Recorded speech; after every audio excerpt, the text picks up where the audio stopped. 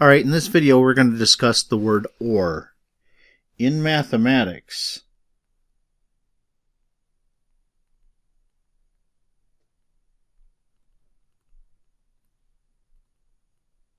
the word or has the following meaning. So if I say A or B, that means either A, B, or both. So when we say or, we're talking about a cumulative amount that encompasses both possible outcomes. Let me show you what I mean. Let's do a sample space. So let me set up a sample space that looks like this. S equals 1, 2, 3, 4, 5, 6, 7, 8, 9, 10. And then let me set up A to be 1, 3, 5, 7, 9. And then let me set up B to equal 2, 3, 5, 7. Mathematically, A is the set of odd numbers and B is the set of prime numbers. Now, if you take a look, A and B have some items in common. In particular, 3, 5, and 7 are in common. So I can draw a circle to represent A. Let me put 3, 5, and 7 here. We have 1 and 9 out here. And then I want to capture those. Let's call this one B. That one will be A. The B had, besides 3, 5, and 7, it had a 2. So you can see that A and B have some sort of an overlap. So I will say things like 3, 5, 7 is in A or B. The fact that it's in both of them doesn't matter. It's also in either one of them. So additionally, I can say 1 and 9, if you look over here, 1 and 9 is not in B. I can say 1 and 9 is in A or B. In particular, I could say 2 is in A or B. In particular, when I'm looking at the collection of all the things that are A or B, I'm talking about the whole collection in here. So I'll have 1, 2, 3, 5, 7, and 9. A little note down here, or is used in place of union.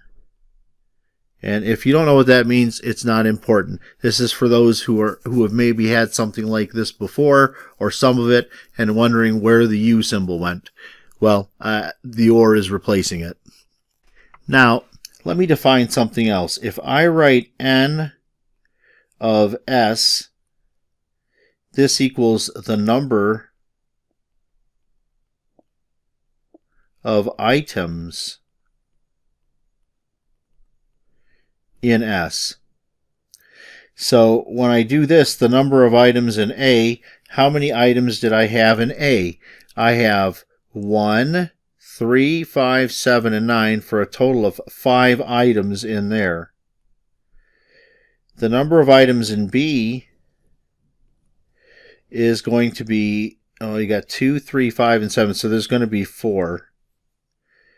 And we even have a formula for this. If I want the number of items that are in A or B, I need to take the number of items in A plus the number of items in B minus the number of items in A and B.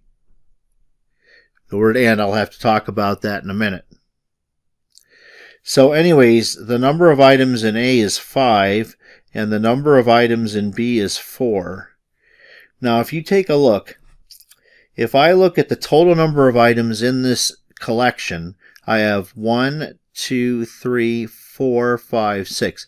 The number of items in A or B is actually 6. So I know that this is 6. So what's the story here? I have 6 is equal to 9, but I have to subtract off the stuff that's in both of them. Notice that there are 3 items in both of these collections. And so I will subtract off 3, and meaning the obvious definition. And so you see this does equal out when I take away some of the overlap. The problem with it just being n of A plus n of B is that if they have some overlap, then you will count whatever's in the overlap once when you count the number of items in A, and then you'll count the overlap when you count the number of items in B. And so when you did that, you counted the overlap twice. To make up for the double counting, I'm going to take one of them away. That's why I'm subtracting 3. So let me write this down. This is called the principle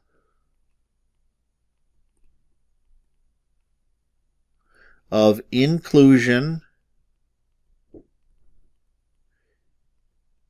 and exclusion. And it says the number of items in A or B is the number of items in A plus the number of items in B minus the number of items that are in both.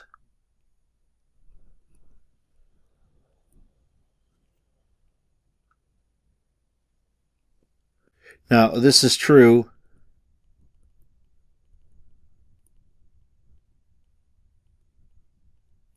when A and B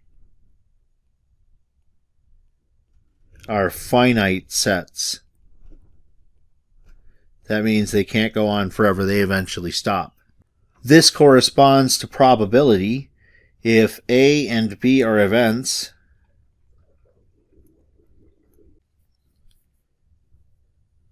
the probability of A or B equals the probability of A plus the probability of B minus the probability of both happening simultaneously.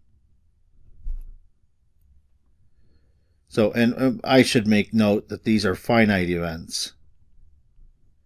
So this is the formula that we're going to use all the time to calculate probabilities or compound probabilities.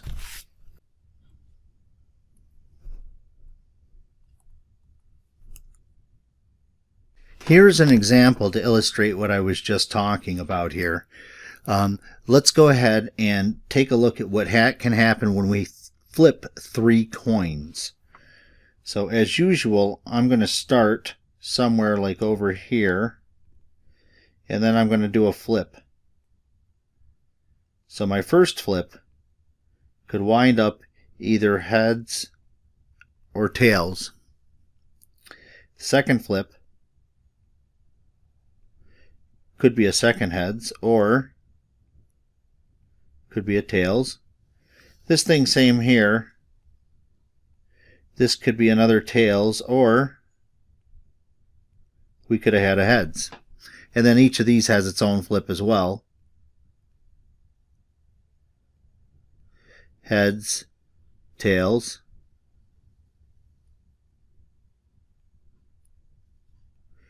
heads, tails,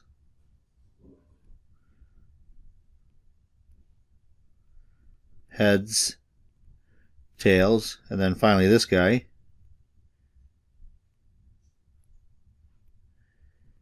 Heads and tails. So let me go ahead and put the results here. So the first would have been 3 heads in a row, and then we've got heads, heads, tails, heads, tails, heads, heads, tails, tails, tails, heads, heads,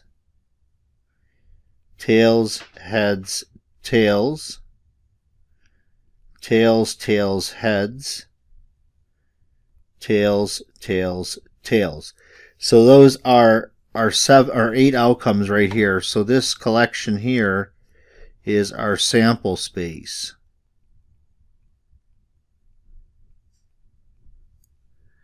Now what I want to do is answer the even number problem. So I'm going to answer question number 4. What is the probability of getting 2 heads or 1 tails?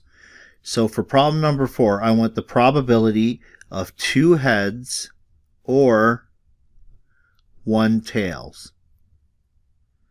That's going to be the probability of 2 heads plus the probability of 1 tail minus the probability of 2 heads and 1 tail. Let's go ahead and find these numbers.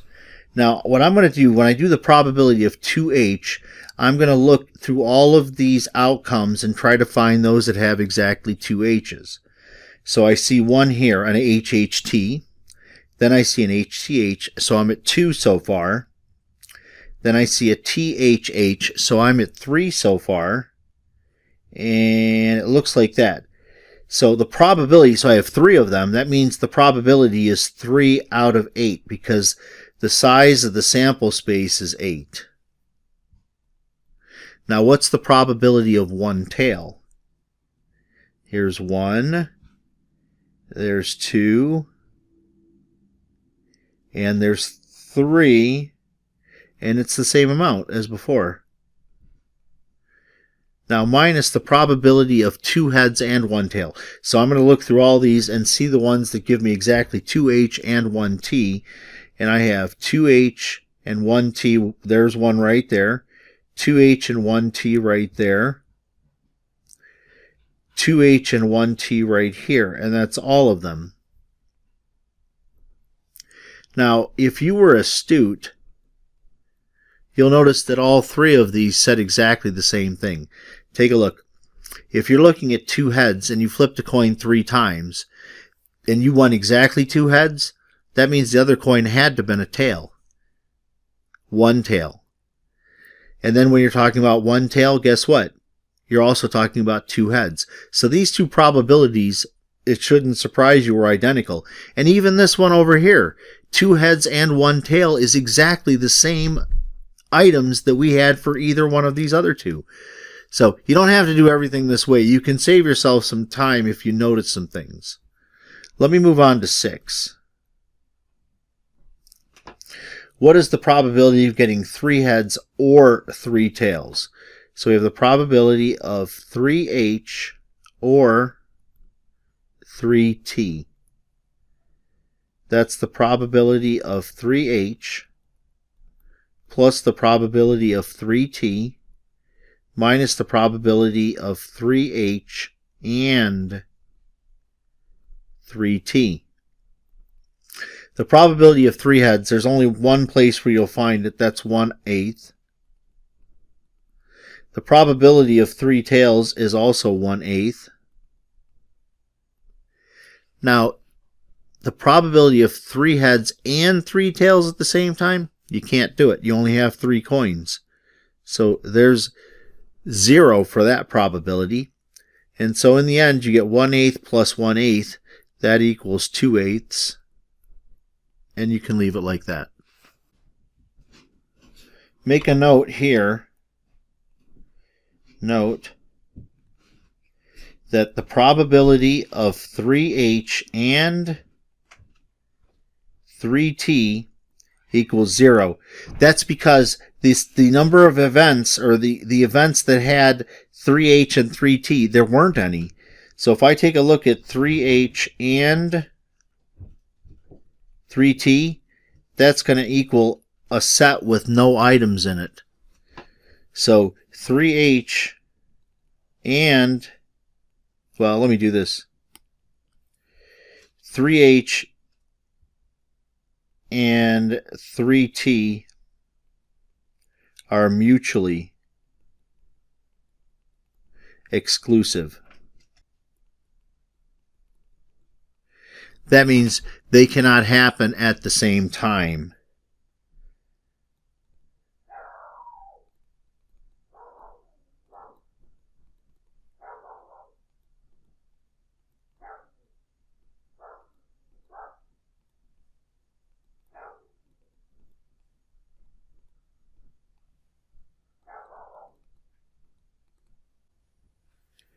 In general, if A and B equals a set with no items in it, then the probability of A and B equals 0. The way this looks is something like this. You'll have A and B, and they have no overlap. That's all that means in a situation like this. So since there is no possible event that can happen that involves both of them at the same time, there's no event. But more typically, the usual case happens more like this. You'll probably have things in common between the two of them. So you may see A like this. Let me put these horizontal lines for A, and then B will get vertical lines. And then you can see the overlap. That guy right inside of there, that is A and B. We'll talk more about that later.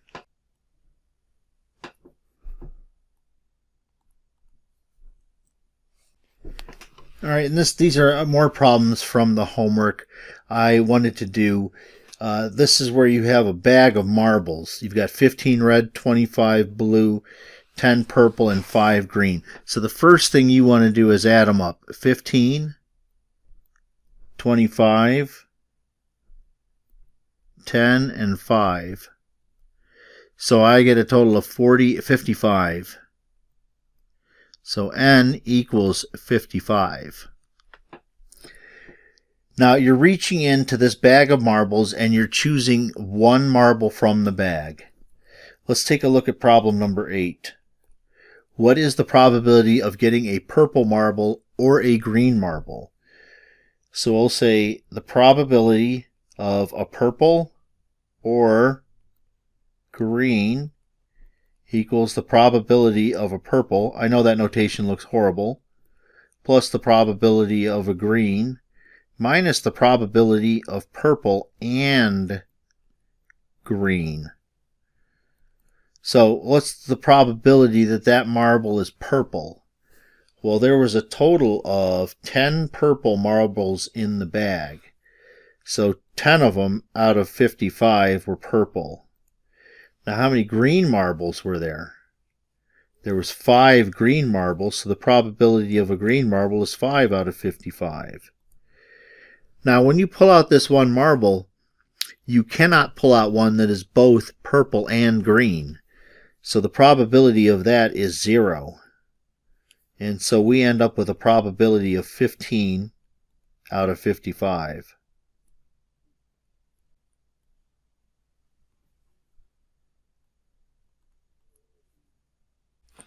All right, in this problem here, I only want to do 12 and 14. Maybe take a look in your book if it's hard to see this. But let's do number 12. What we're doing is spinning the spinner one time and recording the number. So first we'll start off with, what is the probability of getting an odd number or an even number? So we want the probability of odd or even. So we know that that's going to be the probability of an odd plus the probability of an even minus the probability of an odd and an even. Now before I do anything, I hope you understand that you cannot get both an odd and even at the same time. So that part's going to be 0. What's the probability that you get an odd number? Well, there's 4 odd numbers from 1 to 8, so I know that there's 4 out of 8 of them. What's the probability of an even number? Well, there's also 4 out of 8 of them. And when you add them together, I get 8 out of 8, or 1. this should make sense. If you spin the spinner, you are guaranteed to get an even number or an odd number. One thing I should mention about these things, remember all of our games are supposed to be fair, so coins landing on an edge is not permitted. And in the spinner, if the spinner lands on a line that's perfectly on that line, you ignore it and spin again. So there's no possibility of that happening. Now going on to number 14. The probability of no more than 3 or at least 10. That's going to equal the probability of no more than 3 plus the probability of at least 10 minus the probability of no more than 3 and at least 10. So let me get my numbers in. The probability of no more than 3. Well, what does that mean? The numbers 1, 2, and 3 are no more than 3. So you're going to have 3 out of 8 of those. And then we want the probability of at least 10. Well, you can't do that. It only goes up to 8. So the probability of at least 10 is 0. Finally, the probability of no more than 3, so the numbers 1 to 3 or at least 10, and at least 10, well, there's no numbers that are simultaneously no more than 3 and at least 10 at the same time. So that part's 0. And you end up with just 3/8.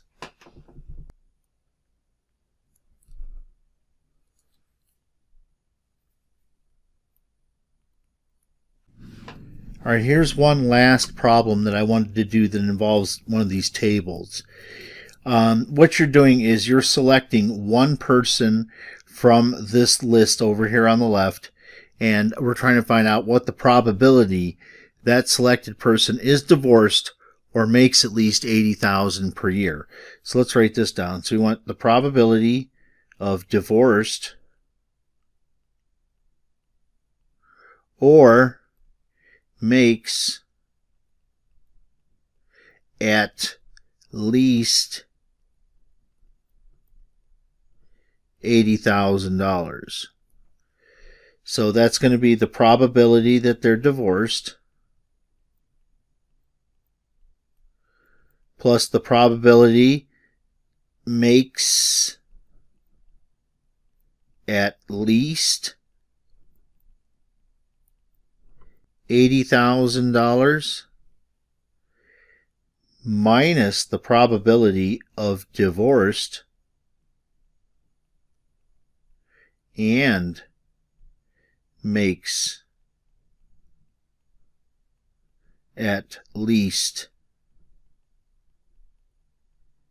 $80,000.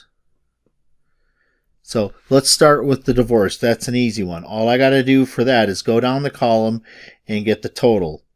So the number of divorced people is 5,428, and we simply divide by the total.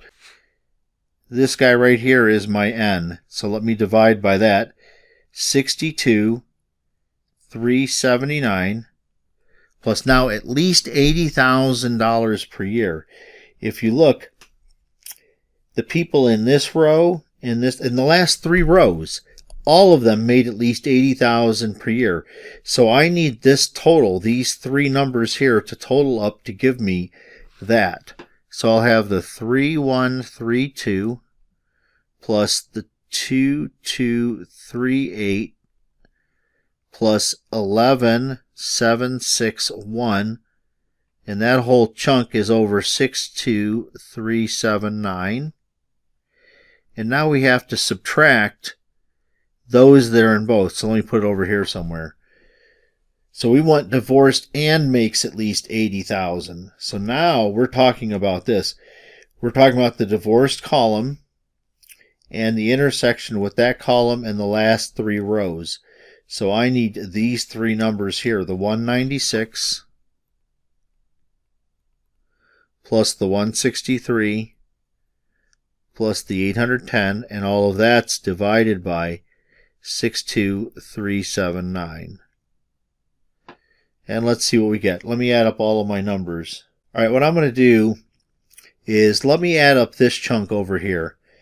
So I've got 3132 plus 2238 plus 11,761. That gives me 17,131. While I'm at it, let me add up these three numbers too. So I'll do the 196. Up, I got a backspace. Plus 163 plus 810. And so I've got those two numbers. So I got the 5428. Let me write these down. 5428 over 62,379 plus, and that number there was 17,131.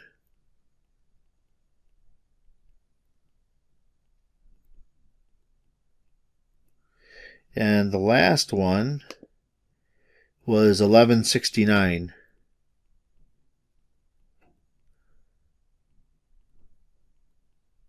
And then all I got to do is add up these numbers here. So we'll have the 5428 plus 17,131. Oh, I made a mistake there. I have to subtract that. 1169. Enter. We have 21,390 divided by 62,379. That's a perfectly reasonable answer. But in situations like these where the numbers are so big, that doesn't seem to give me a feel for the numbers unless I go to a percent. So let me take that number and divide it by 62,379 and see just roughly what percent we have. So about 34.29%.